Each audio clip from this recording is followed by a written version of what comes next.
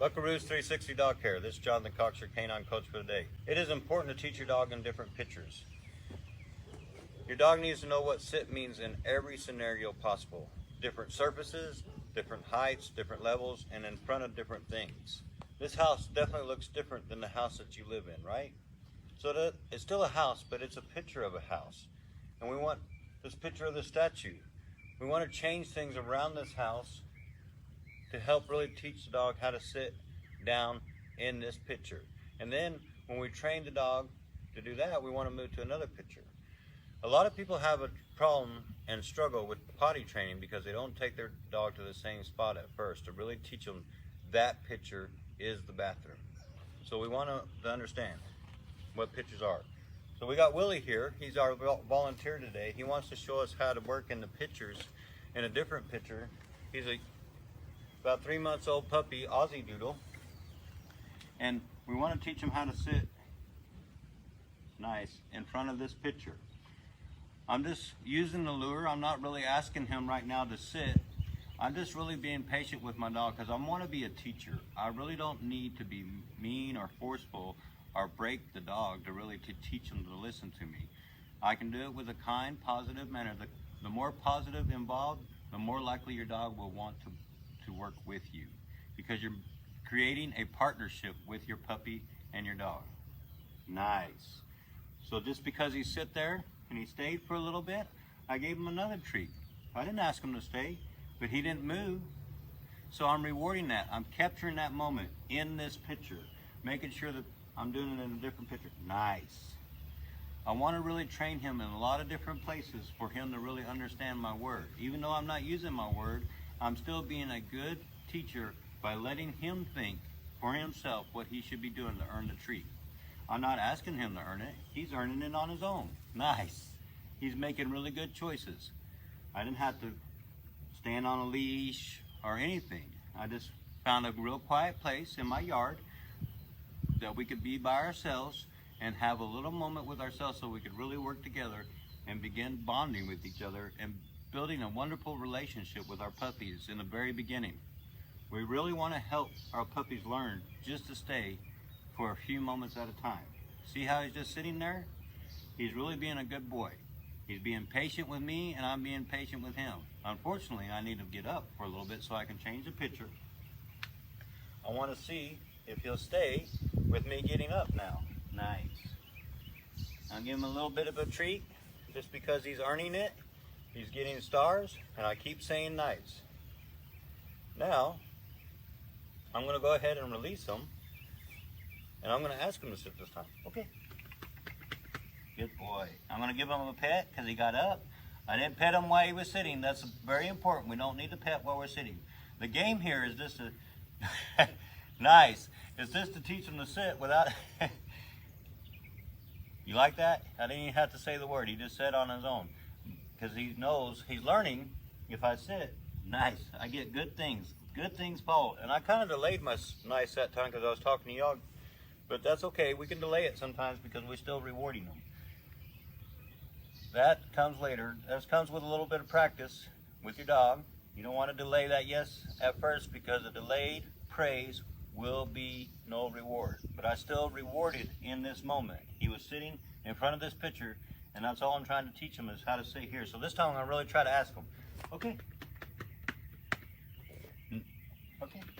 Yes, good job. Sit. Just going to wait.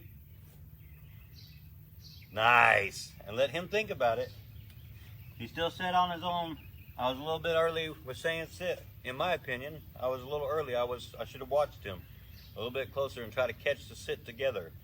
I want to see that sit happening before I really teach him what the word is. So I want to try to get the timing really close so I can help really teach him to know what sit means, especially at this age. Be patient with your students. Okay. Yes, good boy. Sit. Nice. Good. That was a better sit that time. He sat right down.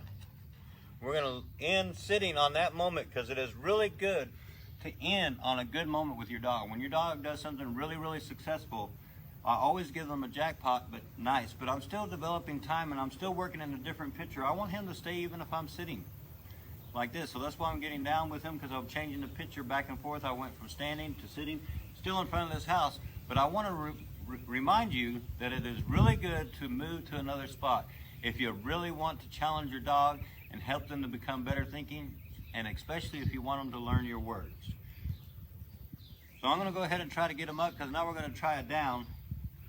And I want to try to show you how to teach your dog how to down. He does pretty good on his own though. Okay, because we've been working hard on it, but I want you to take it in front of their nose and slowly go right between their front feet. Nice. And as soon as that happens, as soon as it goes down, I'm going to praise them with nice and give them a treat. Remember, when you're first teaching your dog in a new place, sometimes you need to go back to level 1, especially when you're a puppy. They're in preschool, they're kindergartners. We're really just trying to show them how to sit and be patient or down in different places. In a quiet place at first, at best. You can create a lot of different pictures in your yard by just being creative. Go to your flower beds, go in front of your house, in front of your door. At different places, you can add things to your yard that wasn't there before. He got up, so I didn't win that game. We gotta try to go back down. I like to teach them at first from a standing position. Okay. So I'm gonna make them stand up.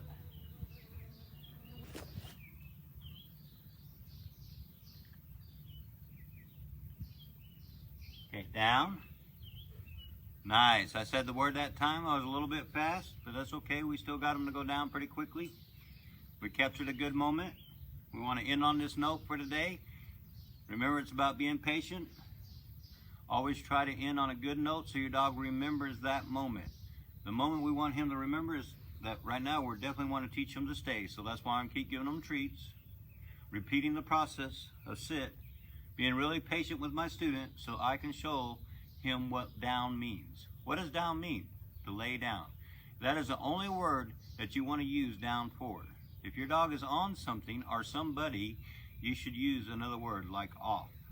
That is my recommendation, and I recommend it highly.